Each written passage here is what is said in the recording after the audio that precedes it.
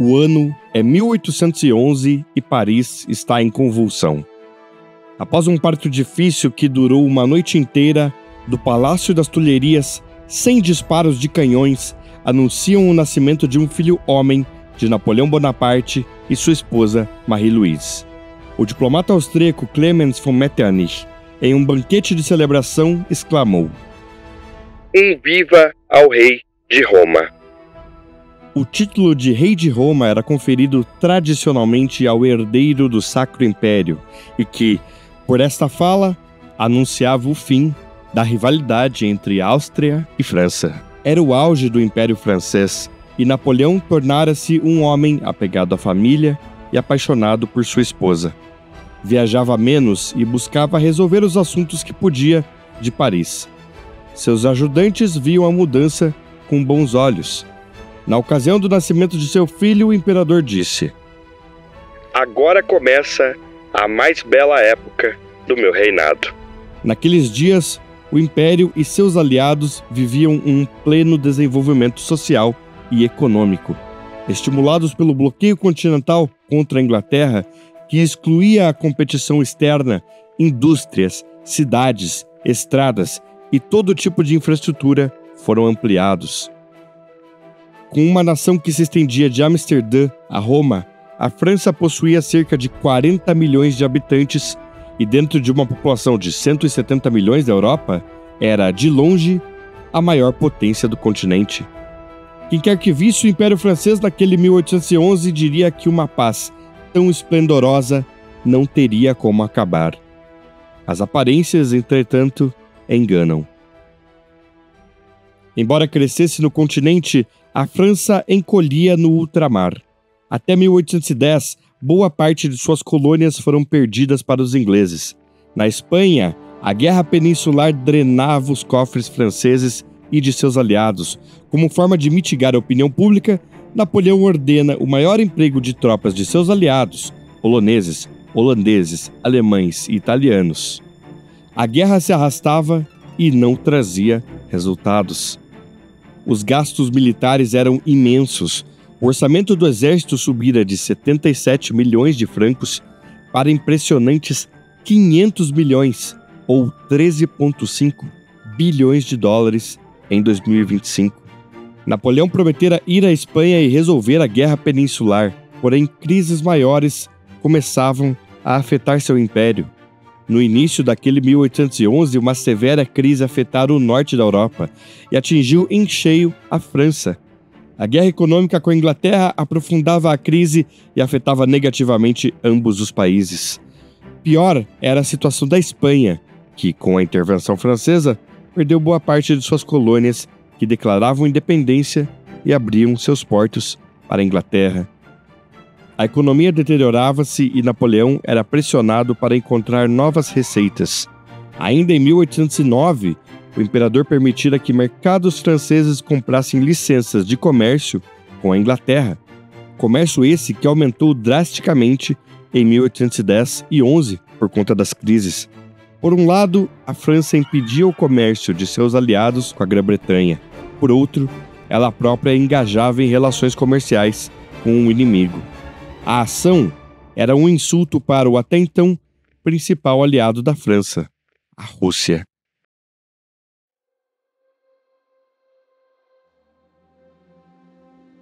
Em julho de 1807, ao final da Guerra da Quarta Coalizão, Rússia e França firmam o Tratado de Tilsit, acordo que impunha diversas perdas territoriais à Prússia e firmava a aliança entre Napoleão e o czar Alexandre I.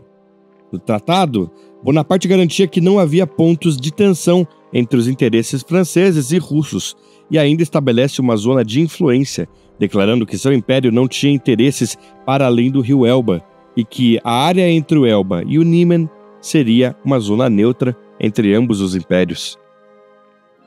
Apesar disso, no mesmo tratado, Napoleão estabeleceu um estado cliente francês, o Grão-Ducado de Varsóvia. Os poloneses, por anos, lutaram ao lado dos franceses nas campanhas de Napoleão e nele viam um libertador.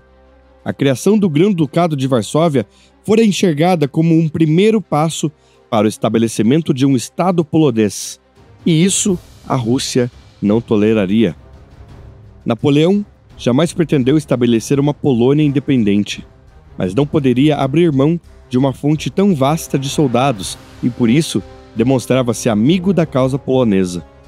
Em 1809, o medo da liberação polonesa transformou-se em paranoia em São Petersburgo. Após o Tratado de Viena, ao fim da Guerra da Quinta Coalizão, Napoleão decidira humilhar os austríacos, removendo vastas porções de seu território, uma das quais, a Galícia, foi cedida para o Grão-Ducado de Varsóvia. Se em 1807 Napoleão dissera ao czar que não tinha interesses no leste, a atitude em 1809 dizia exatamente o contrário. Para Alexandre, Napoleão deveria assinar uma convenção declarando que jamais permitiria uma restauração polaca, convenção essa que foi rejeitada com firmeza pelo imperador dos franceses. A insistência veio novamente em 1810, quando São Petersburgo emitiu um comunicado listando uma série de reclamações da conduta francesa e retomava a exigir que Napoleão assinasse a convenção. O que a Rússia pretende com esta linguagem? Por que as reclamações contínuas? Por que essas suspeitas ofensivas? Caso quisesse restaurar a Polônia, eu teria dito isso e não teria retirado o meu exército da Alemanha. Será que a Rússia está me preparando para sua defecção? Vou estar em guerra com os russos no mesmo dia em que eles fizerem as pazes com os ingleses. A Rússia, que era pouco industrializada, dependia de importação de diversos itens de uso cotidiano, como açúcar, chá, café, champanhe e etc. E devido ao sistema continental, viu os preços desses e de diversos outros itens triplicarem. A corte russa pressionava Alexandre por um acerto de contas.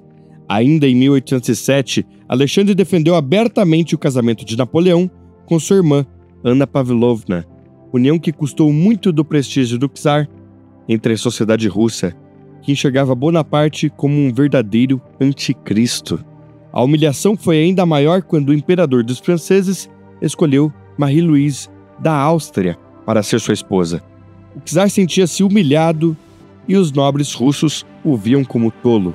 A sociedade russa não esqueceu das grandes derrotas de poucos anos antes, embora muitos na França acreditassem que um simples decreto do czar fosse capaz de mudar a opinião pública de um dia para a noite. E se a mudança era difícil para a população aceitar, para os aristocratas russos era mais ainda. O príncipe Sergei Volkonsky, um jovem que havia servido como oficial de cavalaria, era um desses nos quais ardia a chama da vingança. A derrota em Austerlitz, a derrota em Friedland, a paz de Tilsit, a arrogância dos embaixadores franceses em São Petersburgo, o comportamento passivo do czar Alexandre em relação às políticas de Napoleão. Essas eram as feridas profundas no coração de todo russo.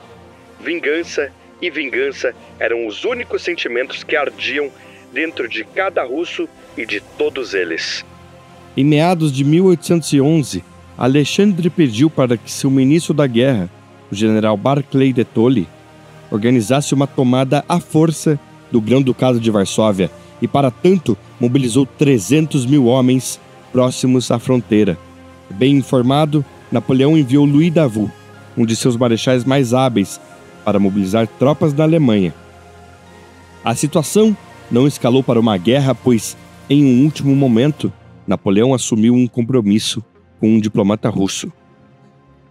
Napoleão formalmente declarou e jurou por tudo o que considerava mais sagrado no mundo que o restabelecimento daquele reino era a menor de suas preocupações. Se para a França a questão polonesa era irrelevante, para a Rússia, um Estado polonês era uma grande ameaça. Assim como a Grã-Bretanha, o Império Russo era uma potência que destilava muito de seu poder de seu isolamento e beneficiava-se, por vezes, até mais de suas relações fora do continente do que dentro dele.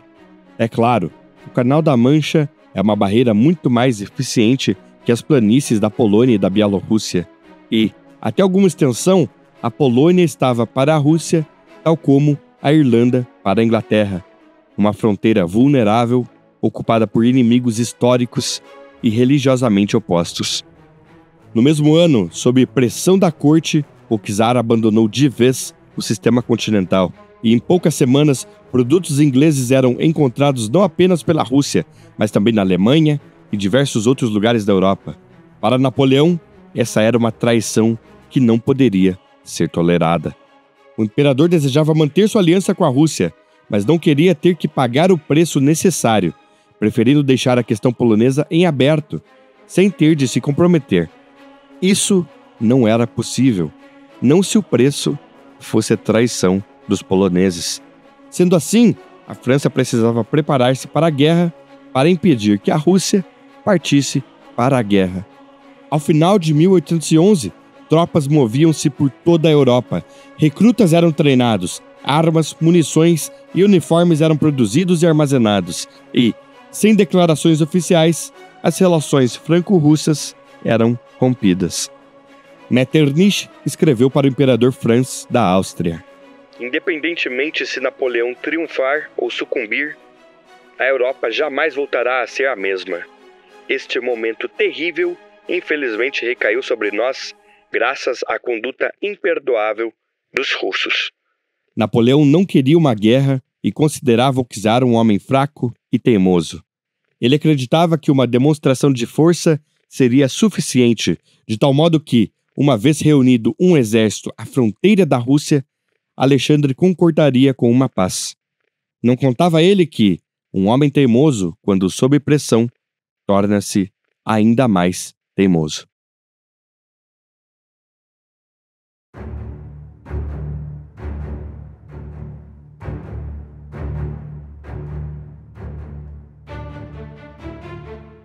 Na virada de 1811 para 1812, o Império Francês está no auge de sua extensão e, junto de seus aliados, soma o maior exército do mundo. Entre a Alemanha, Áustria e Polônia, Napoleão reúne impressionantes 610 mil soldados, dos quais metade é de origem francesa e comandados diretamente por Napoleão. Em uma forma centralizada de alto comando, junto de seus marechais Augereau, Davout, Oudinot, Junot, MacDonald, Ney e Murat. 100 mil poloneses do Grão-Ducado de Varsóvia, comandados pelo general Józef Poniatowski. 120 mil alemães de diversos reinos como Baviera, Württemberg, Prússia, Saxônia e Westfália, comandados pelos generais von Wrede, von Wartenburg, o duque Wilhelm de Württemberg e o príncipe Jérôme, irmão de Napoleão. 30 mil italianos, sob liderança de Eugène de Beauharnais, filho adotivo de Napoleão e vice-rei do Reino da Itália.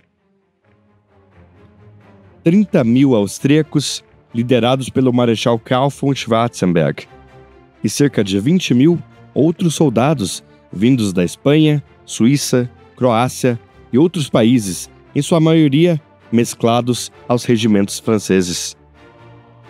Dentre esses homens, 60 mil eram do corpo de artilharia, que consistia de cerca de 1.500 canhões, 1.000 deles de 4, 6 e 8 libras, que acompanhavam os corpos de infantaria e cavalaria e possuíam alcance efetivo de até 1.700 metros, 250 peças de 12 libras, que compunham a grande bateria, comandada pelo próprio Napoleão e que tinham o objetivo de criar um fogo concentrado e eram capazes de alcançar o inimigo a cerca de 2.000 metros. E por fim, cerca de 300 morteiros para ações de cerco. A cavalaria era composta por nada menos que 100 mil soldados, 60 mil de cavalaria leve, hussardos, ulanos, lanceiros poloneses e caçadores, treinados para ações rápidas, escoltas, reconhecimento e interceptação. Os outros 40 mil eram os temidos dragões e cuirassiers, que deveriam dominar o campo de batalha com suas grandes cargas. Cavalos compunham também a principal força logística do exército. Além dos cavaleiros, outros 100 mil animais serviam de apoio ao grande exército de Napoleão. Em maio de 1812, o imperador ordenou que sua força fosse mobilizada para a Alemanha e Polônia. Uma guarda nacional de 100 mil homens foi organizada na França, para caso de uma invasão inglesa, e suas defesas costeiras foram reforçadas. Ao juntar-se com parte de suas forças em Dresden, em abril, o imperador recuperou seu espírito de soldado. Napoleão lembrava de cada regimento que lutou ao seu lado, e com os soldados adotava uma atitude paterna, mostrava preocupação com o que comiam e relembrava frequentemente dos homens que estiveram ao seu lado em combate. Soldados veteranos, quando lembrados, se enchiam de orgulho, para a inveja dos novatos. Não somente isso, mas costumava caminhar pelo acampamento, estando junto dos homens e partilhando das fogueiras. Sua conduta era o suficiente para inspirar uma lealdade fanática. Um tenente italiano, após trocar algumas palavras ao acaso com Bonaparte, lembrou: Antes daquilo, eu admirava Napoleão do mesmo modo que todo o exército fazia. Daquele dia em diante, eu dediquei minha vida a ele com um fanatismo que o tempo não enfraqueceu. Eu me arrependi apenas de um fato, que era ter somente uma vida para colocar a serviço dele. O exército, entretanto, também possuía seus problemas. Boa parte de seus cavalos ainda não estava pronto para combate e parte considerável do equipamento, reunido às pressas, era de baixa qualidade. Quando informado por um de seus generais que quase metade da cavalaria estaria indisposta, o imperador respondeu: Quando ponho 40 mil homens cavalgando, sei muito bem que não posso esperar que todos sejam bons cavaleiros, mas estou mexendo com o moral do inimigo, que fica sabendo por seus espiões, pelo rumor ou pelos jornais que disponho de uma cavalaria de 40 mil homens. Uma guerra na Rússia era um verdadeiro pesadelo logístico. Por dias, Napoleão e seus marechais se debruçaram sobre mapas e livros relativos à topografia, clima e as características da região que deveriam enfrentar. A fronteira da Rússia ficava a nada menos que 1.500 quilômetros de Paris, e a partir dela, no rio Neman, as duas principais cidades russas, Moscou e São Petersburgo, ficavam respectivamente a 950 e 650 quilômetros deste ponto. E, desde a Polônia, através dos primeiros 500 quilômetros, os exércitos teriam que enfrentar uma região extremamente pobre, pouco povoada, com estradas e pontes precárias, numerosos rios, pântanos, florestas densas e poucos recursos. O exército teria que adotar uma conduta completamente diferente do que estava acostumado. Se, no coração da Europa, os corpos do exército se sustentavam do próprio campo em que marchavam, agora, absolutamente todo o recurso teria que ser transportado. Napoleão estudou a fundo a fracassada invasão de Carlos XII da Suécia entre 1700 e 1709 e sabia como o clima poderia dizimar suas forças. Além disso, o conflito na Espanha revelou um novo fator sobre a guerra. Diferentemente do que Napoleão estava acostumado, mesmo que o exército inimigo fosse destruído e sua capital ocupada, isso não era garantia de um tratado de paz. Uma ou duas batalhas abrirão a estrada para mim. Moscou é a verdadeira capital do império. Uma vez capturada, encontrarei a paz lá.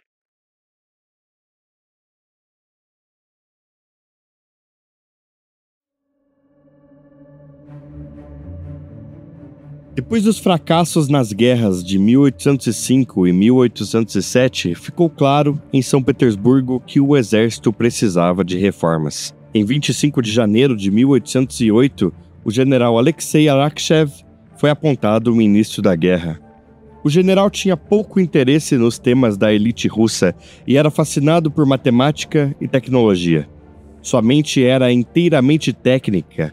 Arakchev iniciara sua carreira militar como oficial de artilharia. Ele debruçou-se em relatórios das campanhas de 1805 e 1807 para compreender a artilharia de Napoleão.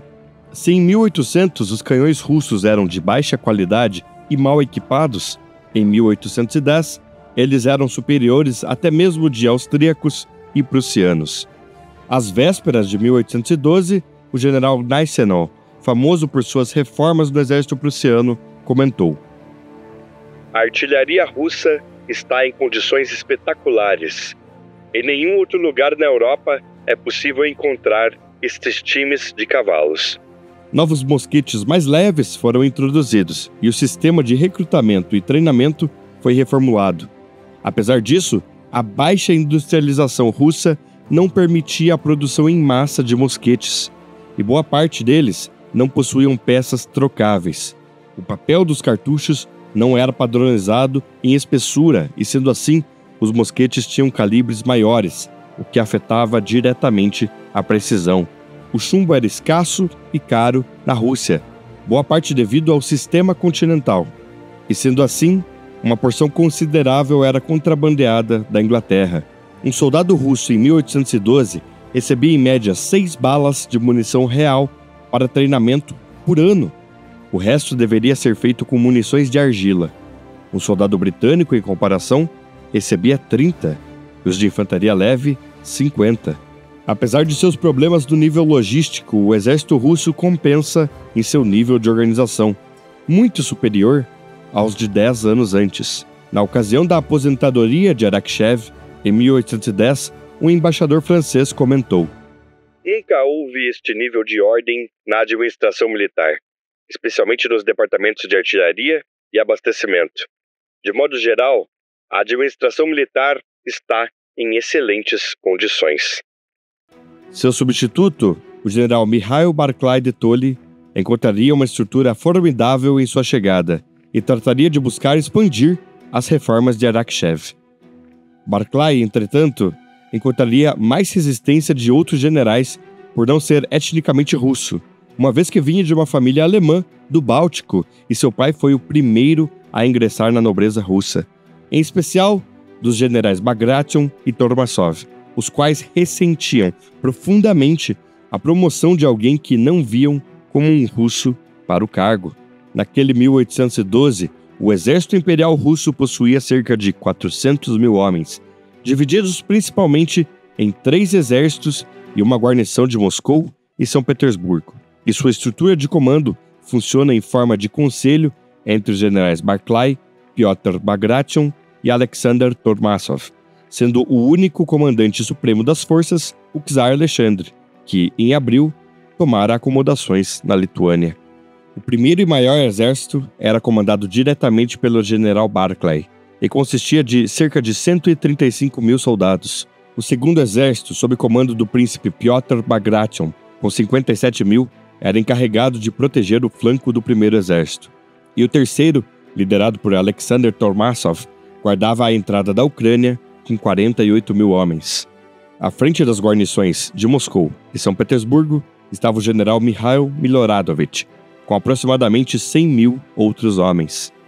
Graças às contribuições de Arakchev, a artilharia russa competia em igual e, por vezes, até em melhor qualidade com a francesa, e contava com cerca de 1.000 peças, sendo 450 de 3 e 6 libras, 250 de 12 libras e cerca de 200 morteiros que, junto com os canhões de 12 libras, formavam baterias pesadas e poderiam destruir o inimigo em distâncias acima de 2.000 metros. Dentro do contingente geral, os russos somavam cerca de 60 mil soldados de cavalaria regular, porém, poderiam contar com a atuação de até 50 mil cossacos das regiões sul da Rússia, unidades com alta mobilidade que poderiam destruir linhas de suprimento, capturar tropas desorganizadas e comandar pequenas batalhas de cavalaria.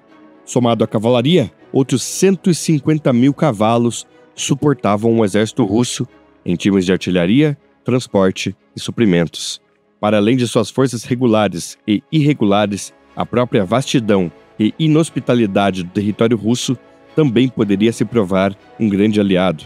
Na ocasião de sua ascensão como ministro e observando a escalada da tensão, ainda em 1810, Barclay de Tolly criara, em segredo, um documento chamado A Defesa das Fronteiras Ocidentais da Rússia. Nele, o general argumentava que, desde o século XVIII, não houvera uma única retirada das fronteiras oeste, e sendo assim, por natureza do homem e do ambiente, suas defesas eram precárias. Barclay argumentava que o exército imperial deveria lutar uma retirada por toda a Lituânia e Bielorrússia, e com ela, consumir, remover ou destruir absolutamente toda a comida e suprimento disponível na região, de forma a criar um gigantesco deserto. Deserto esse que poderia tornar-se mortífero durante o inverno, onde as temperaturas podem chegar a menos 40 graus, e na primavera, com o degelo, o solo torna-se profundamente lamacento, dificultando ou impossibilitando completamente a movimentação de cavalarias e vagões de suprimento. Em maio de 1812, a Europa segurava a respiração diante do que poderia ser um dos confrontos mais destrutivos de sua história. 1 milhão de homens em armas, prontos para uma guerra. Seu motivo, ainda desconhecido.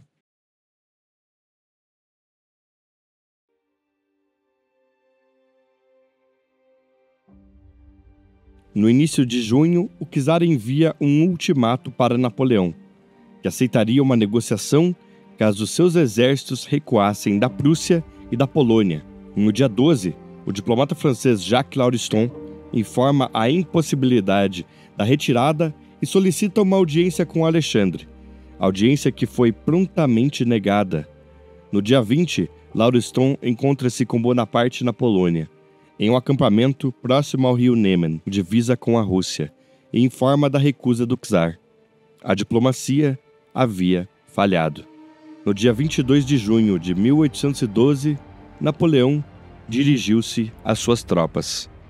Soldados, a Segunda Guerra Polonesa começou.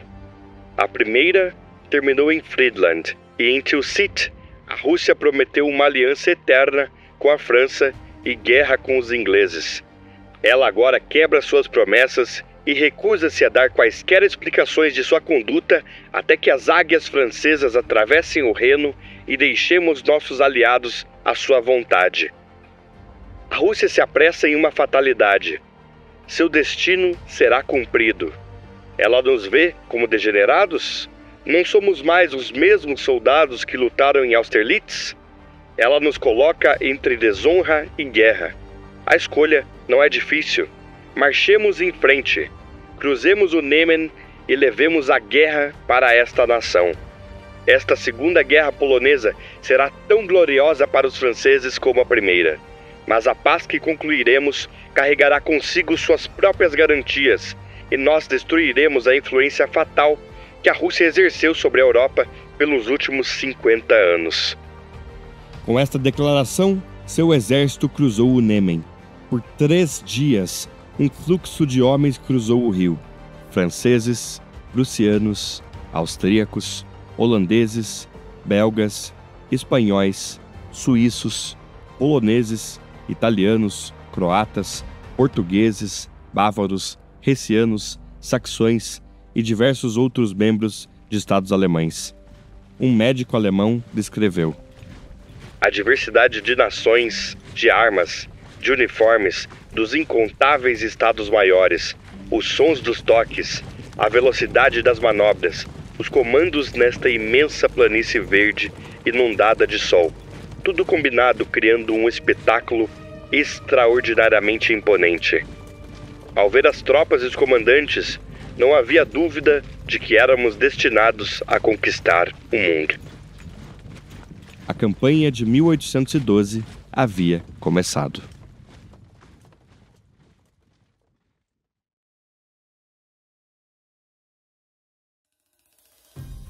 A geografia da Rússia sempre teve um papel relevante em sua história militar.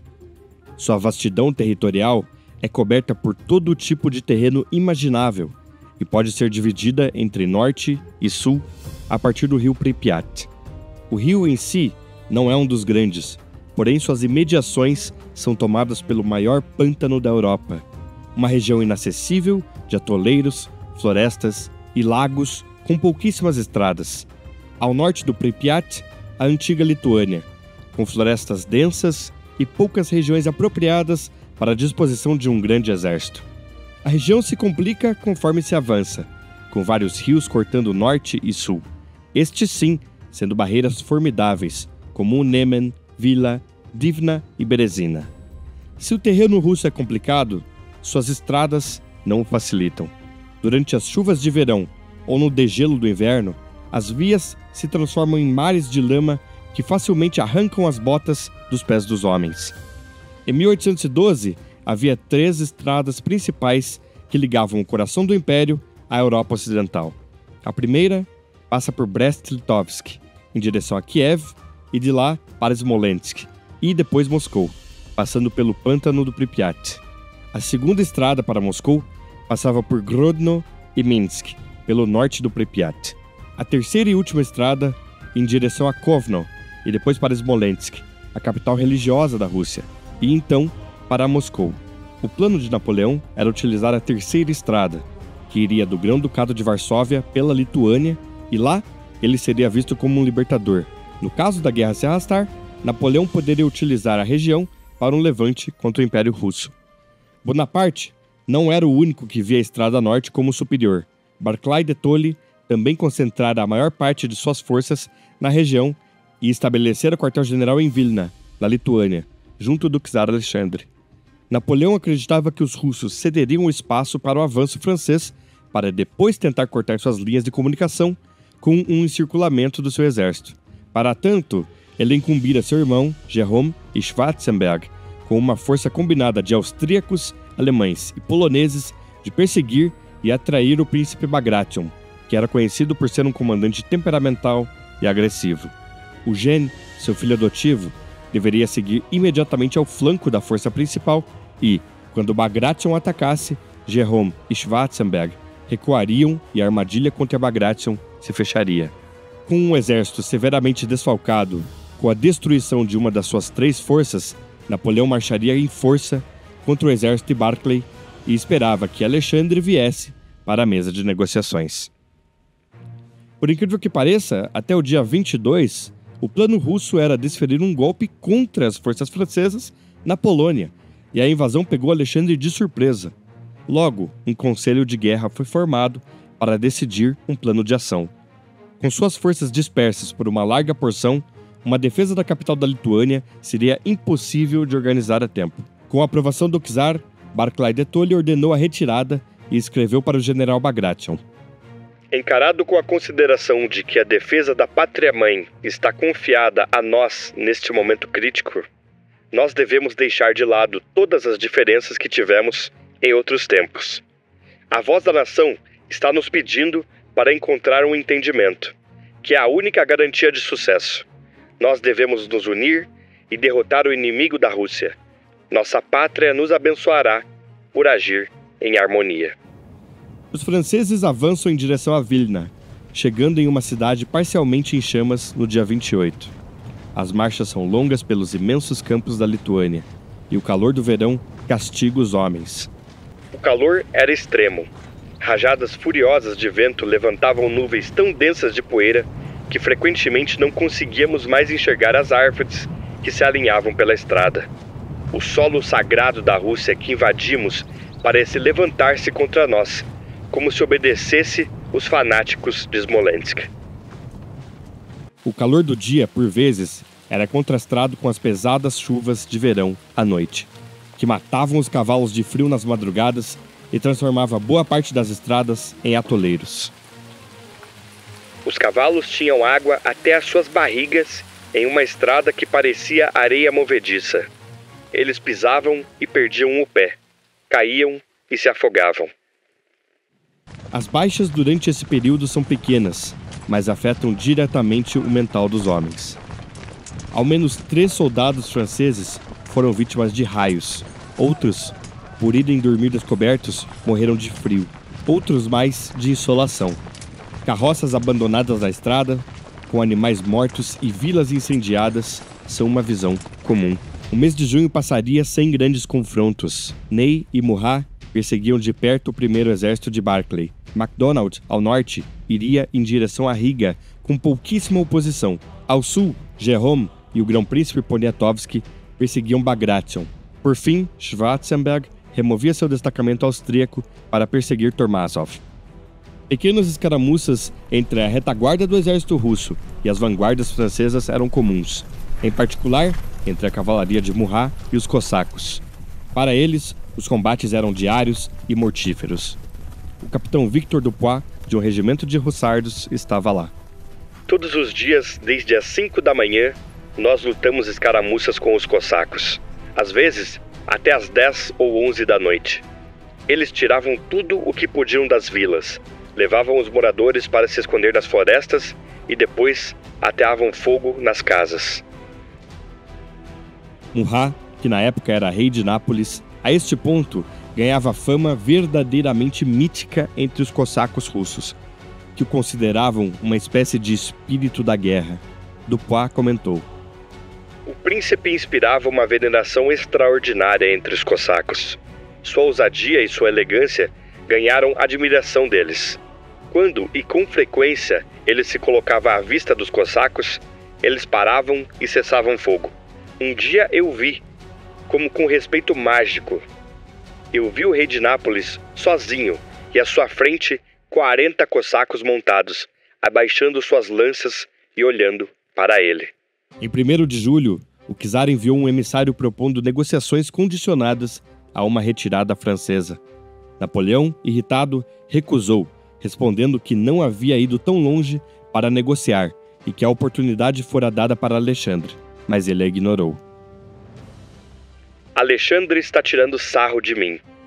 Eles devem ser empurrados de volta a seus desertos gelados, para não virem a se meter nos assuntos da Europa civilizada, pelo menos pelos próximos 25 anos. A sociedade russa, dentro e fora do exército, se acostumou com notícias de vitórias fáceis contra inimigos inferiores nas inúmeras guerras do Império e não tinham real dimensão do que era enfrentar o imenso poder de Napoleão. E sendo assim, a retirada de Barclay era vista como covardia pela sociedade e por seus pares como prova de que o exército não poderia ser comandado por alguém que não fosse um russo completo. As primeiras críticas à direção de Barclay já vinham com o abandono da Lituânia. Em meados de julho, a posição do general começava a ficar insustentável. Alexandre o pressionava para uma batalha, mesmo com suas forças desunidas e desorganizadas. Murat e Ney pressionavam sua retaguarda, e com Bagration também perseguido, virar seus exércitos e uni-los era impossível. Para satisfazer o czar e os demais generais, os russos decidiram por fazer uma defesa nos arredores de Vitebsk. Em 26 de julho, as forças avançadas de Murat engajam as defesas em Vitebsk. Ali, os russos montam grandes fortificações. Na manhã do dia 27, Napoleão observava o que seria finalmente sua grande batalha decisiva, e para que todo o seu exército se preparasse, ordenou que os pequenos ataques cessassem. Na manhã seguinte, os russos haviam sumido. O general Bagration chegara em Smolensk no dia 4 de agosto e imediatamente trabalhou para minar a posição de Barclay, enviando cartas e questionando autoridades sobre suas verdadeiras intenções. A pressão funcionou e, em parte, também convenceu o czar. Barclay tentara ações ofensivas no dia 6 com auxílio de Bagration, porém sem sucesso, muito por conta da insubordinação de Bagration, que, temendo um flanqueamento francês, manteve suas forças guarnecidas na cidade. Smolensk é a primeira cidade da própria Rússia e ficava na antiga fronteira entre a Polônia-Lituânia e o Império Russo, e a capital religiosa do Império. Após duras ações de retaguarda, Barclay consegue unir-se com Bagration e no dia 15 oferecem batalha. No dia 16 de agosto, Napoleão tentara aplicar uma tática ousada para cercar e destruir o exército russo. A resistência é feroz e os soldados lutam à ponta da baioneta, casa a casa. Dominique Jean Larrey, cirurgião-chefe do exército francês, reportou: Os portões, as passagens e as ruas principais estavam cheias de mortos e moribundos. A maioria deles, russos. As baixas inimigas foram imensas. Seria difícil sequer contar o enorme número de mortos que nós encontramos em valas, nos morros, às margens do rio e nas pontes. Sem escadas para assaltar as muralhas, a infantaria francesa encontrou enorme dificuldade para tomar as partes centrais da cidade naquele dia. A artilharia, por sua vez, causou um incêndio que, até o dia seguinte, queimaria boa parte de Smolensk. Observando a tentativa de encirculamento por Napoleão, Barclay de Tolly ordena uma nova retirada. Napoleão encontrava-se finalmente no coração da Rússia.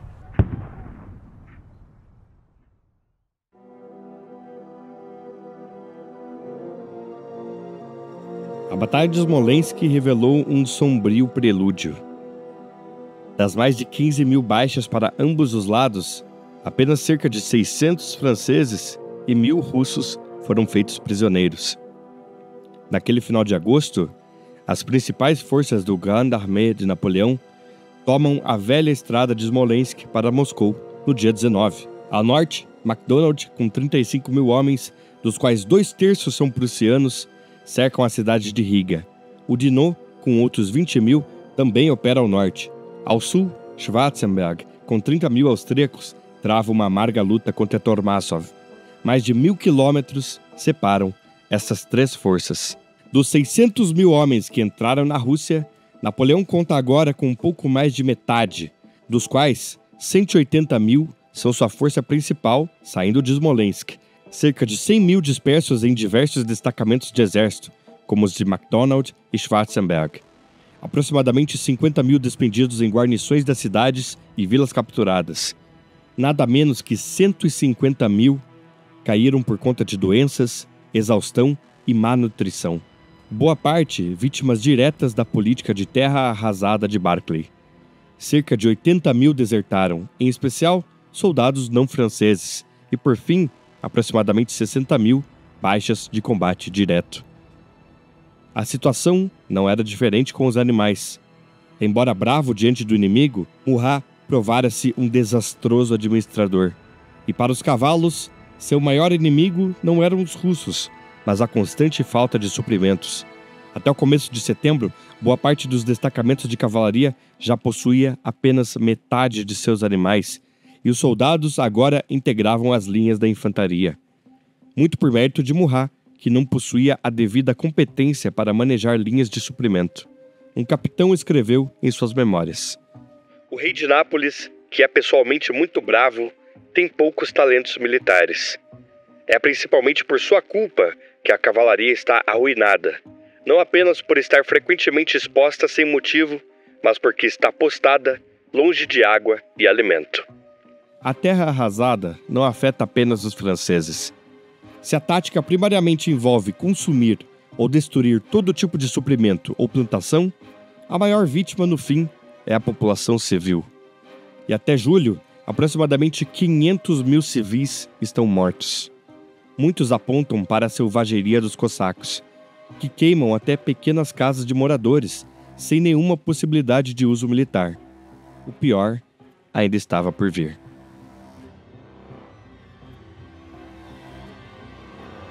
400 quilômetros separam Smolensk de Moscou. 8 dias de marcha forçada, e Napoleão ainda tinha cerca de 2 meses de clima razoavelmente bom para sua campanha. Recuar não era mais uma opção, e Alexandre não pediria outra trégua para negociações. Cercado de seus soldados, o imperador disse: "Estamos longe demais para retornar. A paz está diante de nós. Há apenas 8 dias de marcha, tão próximos do destino que não pode haver discussão. Vamos marchar para Moscou." Um daqueles soldados lembrou: "Se ele tivesse nos mandado marchar para conquistar a lua, nós responderíamos, em frente." Mais uma vez, fustigados pelo calor do verão russo, eles marcharam. O calor nesta parte do mundo, neste período do ano, não é nada parecido com o calor do sul da Europa. Não era apenas a temperatura e o sol que tínhamos que suportar, mas os vapores emanando da terra que parecia estar cozinhando. Nossos cavalos faziam nuvens de areia quente, da qual estávamos tão cobertos que era impossível distinguir as cores dos uniformes. Essa areia entrava nos nossos olhos e criava uma dor excruciante. No dia 29, graças aos elementos avançados de Murat, a cidade de Vyazma é apenas parcialmente incendiada, e logo o exército pode tomar guarnições e suprimentos. Um breve alívio. Enquanto isso, Barclay descobria sem avisos ou audiências que havia sido substituído do cargo de comandante em chefe, muito devido à pressão da aristocracia russa e do corpo de generais, em especial de Bagration. Seu substituto seria Mikhail Kutuzov, um veterano já aposentado do exército, querido por muitos aristocratas e benquisto entre os soldados. Kutuzov estivera presente no desastre russo em Austerlitz 7 anos antes, um russo com nome russo, imbuído de salvar a honra de sua nação. O general era pressionado para dar batalha aos franceses, mas apesar disso, por dias, o exército russo continuaria sua retirada, perseguido de perto pela guarda avançada que engajava quase diariamente em escaramuças com a retaguarda russa. No dia 5 de setembro, a cavalaria avançada de Murat encontrou uma resistência incomum da retaguarda russa, aos arredores da vila de Shevardino. O confronto envolvera mais de 30 mil soldados franceses contra cerca de 20 mil russos e forçara uma nova retirada. No mesmo dia, Murat, em perseguição ao inimigo, galoparia até encontrar uma grande planície, a cerca de 120 quilômetros de Moscou, tomada por algumas elevações, riachos e pinheiros. Naquele lugar, ele vislumbrou o exército russo fortificado e entrincheirado. Seu nome, Borodino.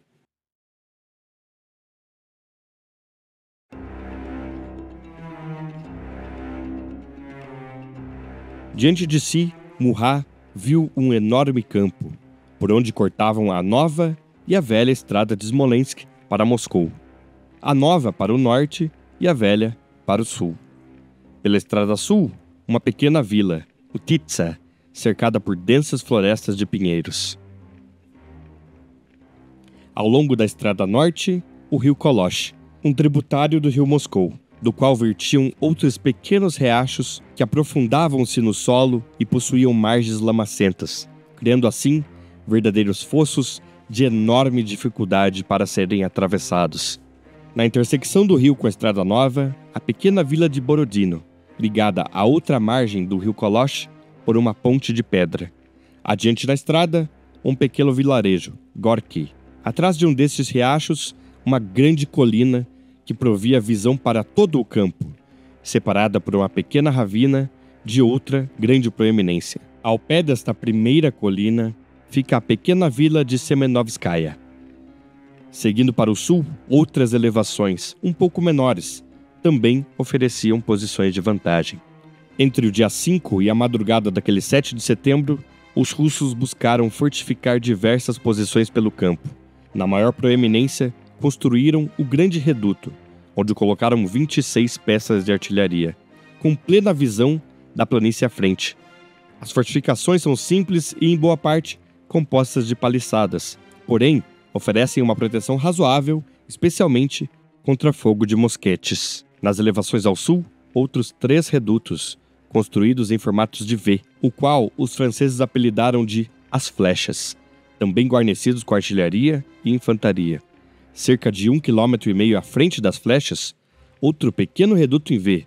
Este fora tomado pelos franceses ainda na Batalha de Shevardino, no dia 5. Seu objetivo era justamente atrasar o inimigo e servir como alerta. A vila de Utitsa ocupava uma posição avançada, porém relevante, e abria as portas para o flanco sul do exército russo. Kutuzov, entretanto, esperava que os franceses atacassem pela nova estrada, e sendo assim, a vila não foi fortificada. Apesar disso, unidades leves estariam presentes nos bosques e deveriam servir como uma armadilha caso Utitsa fosse atacada. Apesar de sua demissão, Barclay ainda comandava o primeiro exército e encarregava-se de comandar o flanco norte. Atrás do grande reduto, o general posicionou regimentos de cavalaria. Para o norte, seguindo o rio Kolosh, regimentos de infantaria guardavam a porção leste do rio, em uma posição virtualmente intransponível. Na vila de Borodino, regimentos de infantaria leve ficariam isolados, mas o vilarejo em si foi evacuado. Kutuzov antecipava um grande ataque vindo da nova estrada.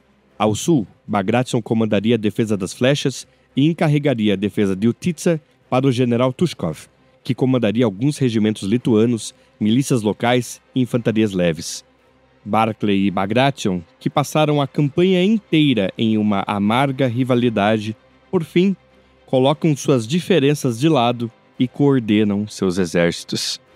No Grande Reduto, a maior parte das baterias e das reservas é comandada pelo general Raevski.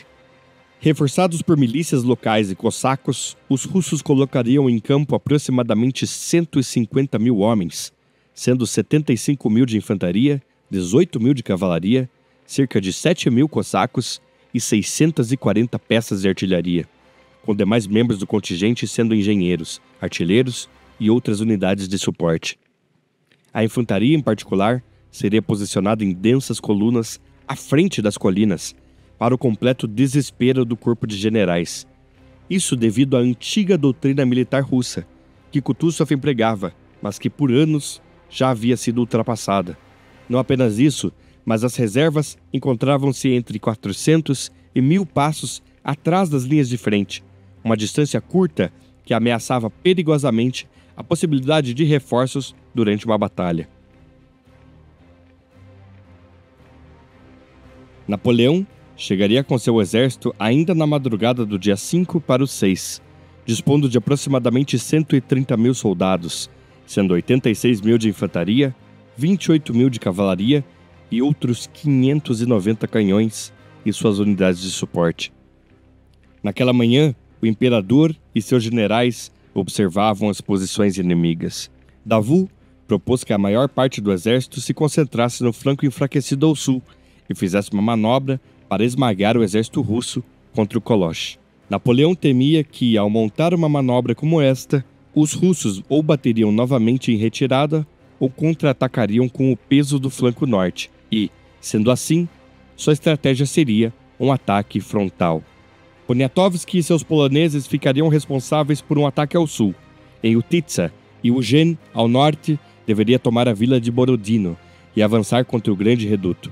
Ao centro, Napoleão concentraria 85.000 homens e mais de 100 canhões, os quais deveriam atacar as flechas e a porção sul das colinas onde ficava o grande reduto. Ao final do dia 6, todos os preparativos estavam feitos, tropas dispostas e ordens distribuídas. Soldados, aqui está a batalha que vocês tanto desejavam. Ela nos dará abundância, abrigos para o inverno e um retorno para suas pátrias. Lutem como em Austerlitz, Friedland, Vitebsk e Smolensk, e a posteridade irá lembrá-los com orgulho, e de vocês dirão: eles estavam na grande batalha sob os muros de Moscou. Entre os russos, padres exibem o ícone da Virgem Maria de Smolensk e o passam em procissão por todo o exército. Um último momento de paz para muitos que não sobreviverão o dia seguinte. Exatamente às 6 da manhã, os franceses dispararam a sua canhonada. O rugir dos canhões quebra o silêncio da manhã e, de imediato, os russos respondem no mesmo tom. Em poucos minutos, o ar estava tomado pelo voar de projéteis. Morte e destruição choveu sob ambos os lados, destruindo tudo em seu caminho. Repentinamente, a pacífica planície e os montes silenciosos irromperam em redemoinhos de fogo e fumaça, seguido quase imediatamente pelas incontáveis explosões e os disparos uivantes de canhão que rasgavam o ar em todas as direções. Napoleão orientou seus generais a sincronizarem seus ataques a partir do primeiro disparo, e assim foi feito. Ao sul, Poniatowski avança com seu corpo polonês pela velha estrada de Smolensk, encontrando resistência das milícias e as unidades leves em Utitsa, perto das 7h30 da manhã. Ao norte, Eugene marcha em direção à vila de Borodino, encontrando ali jägers russos que, isolados, não teriam como se defenderem. Barclay logo ordenou uma retirada das unidades, porém é tarde. As forças leves francesas já tomaram posições da vila quando os jägers fogem pela ponte do Koloch. Ali, o fogo é de tamanha intensidade que apenas metade dos russos chega ao outro lado. O avanço ocorre com tamanha velocidade que logo os primeiros elementos franceses já encontram-se nas proximidades de Gorki. Devido à sua pressa, a organização logo é perdida e os russos montam um contra-ataque. Em menos de uma hora, a ponte é recuperada e destruída. Eugene avança sua bateria de 30 canhões para os arredores da vila, de forma a bombardear o grande reduto e Gorki. Ao centro, o bombardeio não fora como planejado, e as 102 peças de artilharia precisam ser movidas quase 1 quilômetro para a frente, pois não estavam no alcance correto. Minutos depois, agora posicionada, a grande bateria abre um fogo furioso contra o grande reduto e as flechas. Apesar disso, a canhonada mal aproveitada fez com que as fortificações russas não estivessem devidamente devastadas para um avanço da infantaria. O general Jean-Baptiste de Monceau estava lá.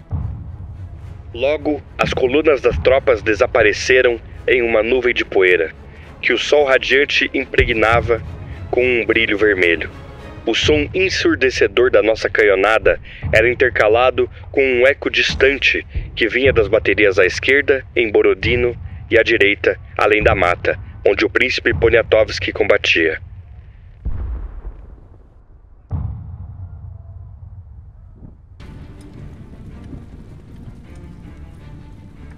O avanço ao centro é comandado por Davout e iniciado às 7 horas. A bateria de 38 peças das flechas devasta as colunas francesas com uma mistura de explosivos, metralhas e tiros sólidos. As unidades leves dos bosques também tomam seu preço, a ponto de companhias inteiras serem destruídas. Mesmo assim, os franceses avançam e atacam a flecha mais avançada. Aqui, as flechas mostram-se uma verdadeira armadilha para quem as assaltasse. Suas partes de trás eram completamente abertas e expostas ao fogo de artilharia e infantaria. Um projétil atinge um dos generais de divisão e o mata. Outro disparo acerta o cavalo do general Davout, que cai inconsciente ao chão. Seus substitutos imediatos são os generais Joseph Dessat e Jean Rapp, que mantêm o ataque. Não demorou até que Bagration reorganizasse suas unidades e ordenasse um contra-ataque com sua cavalaria, hussardos e dragões, apenas minutos após a queda da primeira flecha. Sob o terrível fogo da artilharia e infantaria russa, o inimigo se alinhou e avançou com suas colunas. Ele até conseguiu tomar posse de uma flecha por um curto período, mas foi imediatamente derrubado pelo conde Vorontsov, que atacou com baionetas com sua divisão de granadeiros e expulsou o inimigo. Agora, os regimentos franceses estão prestes a serem destruídos pelo contra-ataque. Murat, que observa a ação, monta em seu cavalo e ordena um avanço ligeiro. O general Rapp escreveu: O rei de Nápoles vê o perigo e voa em direção ao ponto. Pula do seu cavalo, entra e sobe ao parapeito. Ele chama e anima os soldados. O reduto é fortalecido. O fogo é terrível. Alguns esquadrões surgem. Murat monta em seu cavalo, avança e destrói as colunas da planície. Nós retomamos as trincheiras e finalmente nos estabelecemos nelas. Essa ousadia seria decisiva para aquele dia. As companhias de cavalaria leve francesas cortam pela cavalaria de Bagration e impedem a dispersão francesa. Pela segunda vez, em menos de 2 horas, os franceses tomam a primeira flecha. Às 9, Rapp comanda o terceiro assalto contra as flechas restantes.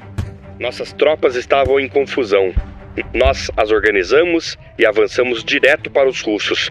Os fizemos pagar pelo seu sucesso. Canhões e mosquetes não poderiam nos parar. A infantaria e a cavalaria avançaram furiosamente de uma extremidade da linha até a outra. Eu nunca antes havia visto tamanha carnificina. Observando o assalto, Bagration ordena que suas reservas se organizem para reforçar as flechas. A confusão do momento, somado a problemas de comunicação, faria com que as reservas só estivessem devidamente organizadas mais de 1h30 depois, permitindo assim que os franceses desenvolvessem completamente seu assalto. Enquanto isso, mais cavalaria era enviada para o verdadeiro caldeirão que haviam tornado-se as flechas. Todas as nossas colunas avançaram com a baioneta e resultou numa sangrenta luta corpo a corpo. Cavalaria, infantaria e artilheiros. Todos foram jogados juntos no calor da batalha. Eles golpeavam com baionetas, traseiras dos mosquetes, sabres, martelos e pisoteavam os caídos. Aqui, a batalha seria feroz e consumiria a maior parte dos recursos de ambos os lados. Até o fim da manhã, as flechas trocariam de mãos 5 vezes. Baterias pesadas de ambos os lados martelam a infantaria. Rapp é atingido 4 vezes, mas mantém-se vivo. As bolas de canhão e as balas estavam chovendo aos meus lados. No espaço de 1 hora, eu fui atingido 4 vezes. As 2 primeiras, de leve, e então, uma bala no braço esquerdo que arrancou a manga do meu casaco. Uma bola me atingiu no quadril e me arrancou no cavalo. Foi meu 22º ferimento de guerra. Eu fui obrigado a sair do campo de batalha. Dessá assume o comando sozinho. O general Bagration encontrava-se perto das linhas, dando ordens e organizando contra-ataques. Às 10h30, uma metralha o atinge em cheio e o general cai, mortalmente ferido. Apesar de ainda vivo, logo a palavra se espalha e o general é carregado para a retaguarda. A notícia da queda de seu comandante carismático atinge os russos como um trovão, pior que o próprio fogo das baterias francesas, e a desmoralização é imediata. Logo, a defesa perde o espírito. Um último contra-ataque tenta retomar as flechas, mas falha. Às 11h30, os franceses finalmente tomam controle das 3 flechas de Bagration. Até o meio-dia, quase 50.000 franceses tomaram parte no combate pelos redutos. Bagration, agonizando, em uma de suas últimas palavras, diz para um auxiliar: Diga ao general Barclay que o destino e a salvação do exército agora dependem dele.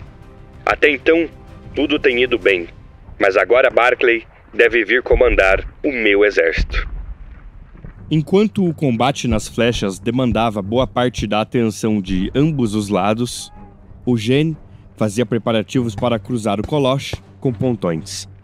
Ironicamente, devido à sua demora, os russos concluíram que seu ataque era falso, e boa parte das reservas foi enviada para o combate nos redutos.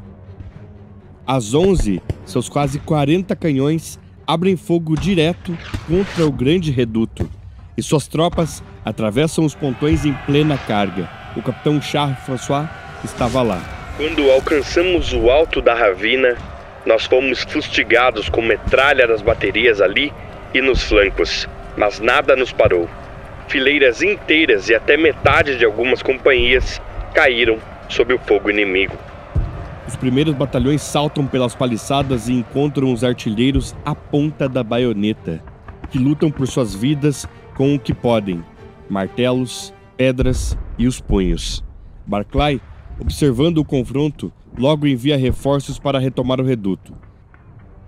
Ao ver a chegada dos primeiros elementos russos, boa parte das tropas francesas estão desorganizadas e logo fogem.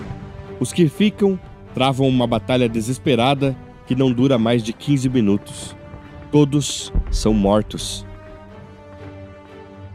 Essa luta foi uma das mais terríveis e sangrentas de toda a batalha. Os cadáveres dos inimigos enchiam a vala em frente à fortificação. Do nosso lado, o general Kuitasov foi morto. Meu cavalo foi abatido e o outro ficou ferido. O general Kuitasov, comandante da artilharia russa, havia tomado comando de algumas unidades de infantaria, liderou o contra-ataque e ali morreu.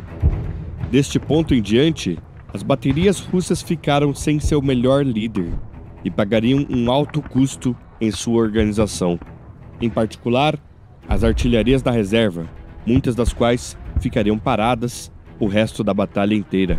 Kuitasov não era o único oficial de alta patente exposto ali. O general Raevski, comandante de toda a defesa do reduto, encontrava-se a menos de 15 metros da carnificina.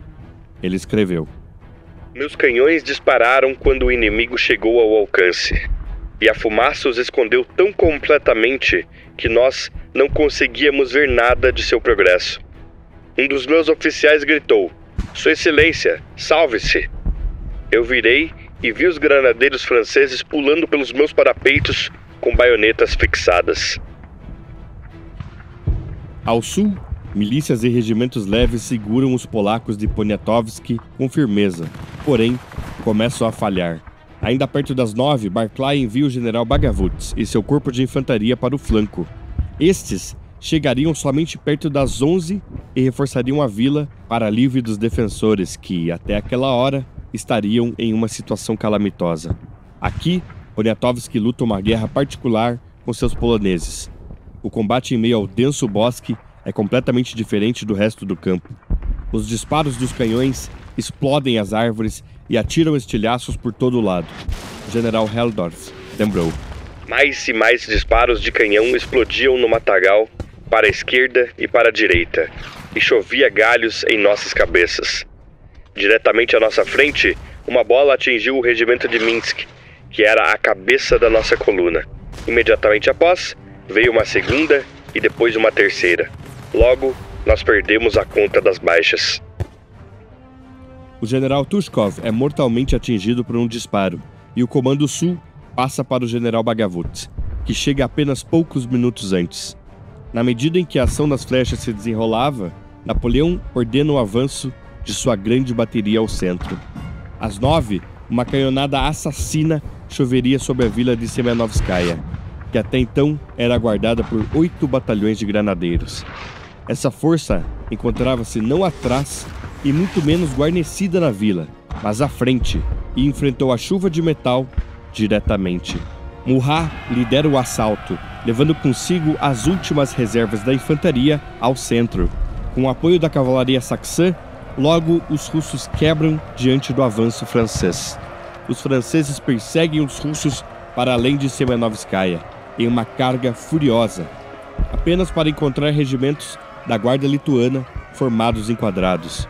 Em um raro momento histórico, os lituanos performam uma carga de baionetas contra a cavalaria e param o avanço francês, dando assim chance para os fugitivos da vila se reorganizarem.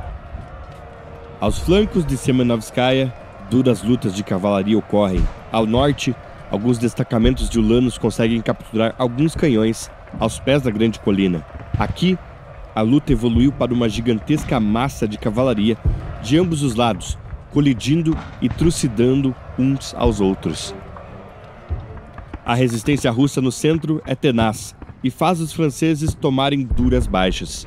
Alguns oficiais começam a ordenar uma retirada, porém, Murat, ouvindo o desencorajamento dos homens, vira para eles e grita: Soldados, meia volta!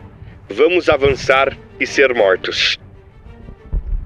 Ato contínuo, com os espíritos renovados, o ataque é feito novamente e o que restara de resistência na vila é destruído. Agora, uma enorme brecha abre-se no centro russo. Napoleão tem a chance de enviar suas reservas e destruir de vez o exército inimigo. Porém, hesita. O imperador teme que, se comprometer sua guarda hoje, talvez não tenha exército para lutar amanhã. Apesar disso, Bonaparte autoriza o avanço de sua artilharia da guarda, que corre em auxílio das tropas ao centro. A hesitação de Napoleão deu tempo de Barclay preencher a brecha, mas somente a tempo da artilharia da guarda chegar. Ali, parados, como em uma cerimônia militar, regimentos da guarda russa foram fustigados pelo aterrorizante trovoar dos canhões, com tamanha disciplina que, após a batalha, seus corpos ainda poderiam ser vistos em plena formação. O general Karl Löwenstein, junto de Barclay, esteve lá. Os granadeiros preservaram uma verdadeira postura militar e calmamente receberam a visita. Os disparos já tinham feito um efeito devastador em suas fileiras, mas os homens permaneceram silenciosos e estoicos como antes, com seus mosquetes aos seus lados. Eles calmamente fechavam as brechas na formação quando um disparo fazia mais vítimas. Para o norte, os cossacos encontram uma passagem pelo Koloch. Sob o comando do general Platov, 8.000 cossacos atravessam o rio e pelas densas florestas ameaçam o corpo avançado de Eugênio. Avistando o perigo, o general Grouchy envia sua cavalaria de reserva para o norte, que é reforçada por brigadas leves e lanceiros poloneses. O combate é amargo em meio à floresta. Um oficial de artilharia russo que observava a ação do grande reduto lembrou: Nós ouvimos um alto som de mosquetes à nossa direita, que vinha da infantaria francesa lutando contra a nossa cavalaria. De repente, um grande número de hussardos aliados galopou em nossa direção. Muitos deles foram alvejados e caíram dos seus cavalos no caminho. Aqui, outro gigantesco entrave de cavalarias acontece, no qual prevalecem os franceses, que empurram os cossacos de volta para o outro lado do rio. A retaguarda de Eugene está salva. O combate ao norte paralisou boa parte dos esforços franceses, que temiam ser flanqueados por cossacos. A tomada completa de Semenovskaya abriu, por sua vez, uma brecha também no centro francês. Napoleão, mais uma vez, é aconselhado a enviar a guarda e preencher a lacuna, mas o imperador rechaça os apelos. Para evitar um desastre, boa parte da cavalaria ainda disponível é direcionada para preencher o espaço.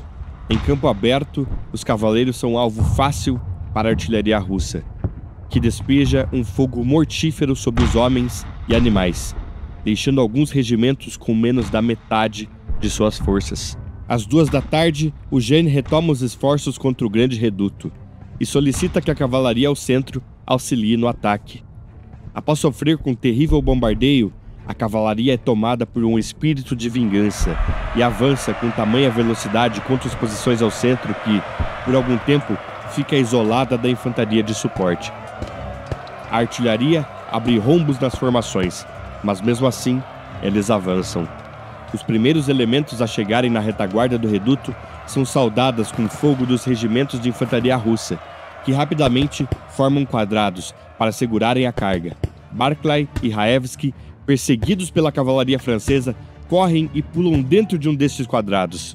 O ataque coincidiu com parte do corpo dos reforços que ainda estavam a caminho de Utitsa. O general Helldorf escreveu: Uma nuvem de poeira veio à nossa esquerda como uma avalanche, e quanto mais próximo chegava, mais monstruosa ela parecia. Batalhões, formem quadrados. Tão rápido quanto o comando, os cuirassiers franceses surgiram nos fustigando. Enquanto isso, do outro lado, os generais Barclay, Miloradovich e Raevski pulam para dentro dos nossos quadrados, perseguidos de perto por regimentos de caçadores e lanceiros.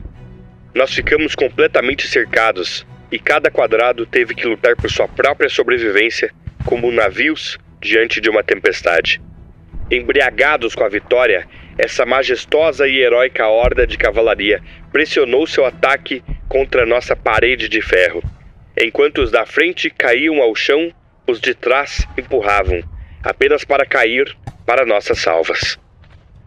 Outros encontravam a ponta das baionetas, e aqui também as últimas reservas de cavalaria russa foram reformadas. Um brutal combate corpo a corpo toma conta. Baionetas e sabres, cavalos e homens encontram-se, e qualquer senso de disciplina militar é perdido. O tenente Louis de la Fay estava lá. A luta ali foi uma das mais violentas que eu já vi. Os tiros dos canhões choveram em nós como uma tempestade, e a fumaça era tão densa que apenas em alguns raros intervalos era possível ver os inimigos. Por mais de 1 hora, a selvageria toma conta do grande reduto. Os franceses emergem vitoriosos e os russos recuam para uma ravina próxima de Gorki. Barclay toma comando pessoal das tropas e ordena um contra-ataque, porém é interrompido por uma carga de cavalaria polonesa descendendo da colina. E para não perder a coesão, os russos recuam. Um destacamento de cavalaria avança até a artilharia de reserva parada russa e coloca os artilheiros para o sabre. Vendo o perigo, os já exaustos cavaleiros da guarda russa contra-atacam e fazem os franceses recuar. A este ponto, a artilharia da guarda francesa tomava as colinas e começava a disparar contra as reservas russas restantes. A ação de cavalaria também atraía mais e mais soldados. Logo, reforços do 3º Corpo de Cavalaria Russa chegam ao campo e são imediatamente despachados para a carnificina. Uma enorme nuvem de poeira levanta-se devido ao imenso combate de cavalos, que dura por mais de 2 horas. Aqui, a cavalaria russa e francesa estão completamente misturadas, sem qualquer tipo de ordem ou coordenação. A matança é imensa. Hordas de cavalos, sem seus cavaleiros, relinchavam com o terror e corriam com as crinas soltas por cima dos mortos e feridos. Às 5 da tarde, completamente exaustos e com boa parte da munição exaurida, o combate ao centro começa a reduzir e o confronto de cavalarias termina em um impasse. Neste momento, as forças em Utitsa são as últimas a saírem de suas posições originais. Boa parte dos regimentos composto por mais de 800 homens, estavam reduzidos a menos de 300. Com esta última retirada, os russos começam a concluir que a batalha está perdida. Em todo o campo, brechas abrem-se para ambos os lados, mas não há quem ouse explorá-las. Os trovões da artilharia tornam-se distantes e esparsos, e a cavalaria trota de forma cansada. A maior parte da infantaria agora concentra-se em resgatar seus companheiros feridos. Os franceses não realizam mais ações ofensivas. Antes das 18 horas do dia 7 de setembro de 1812, a Batalha de Borodino está acabada.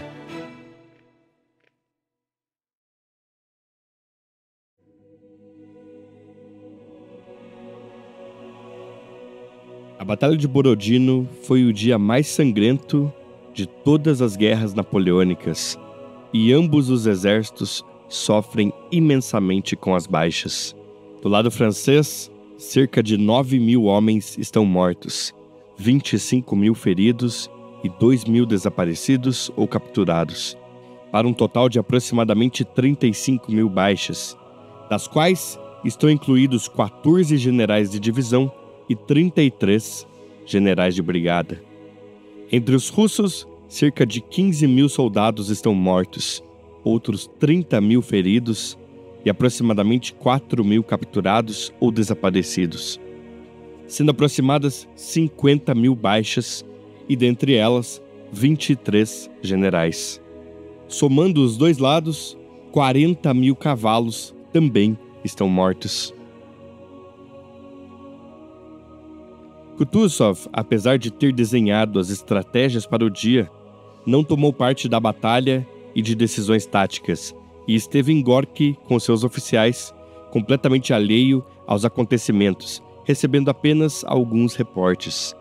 Barclay teme que a culpa pela quase destruição do exército russo recaia sobre si, e envia um mensageiro solicitando ordens por escrito. Para o espanto do general, Kutuzov responde: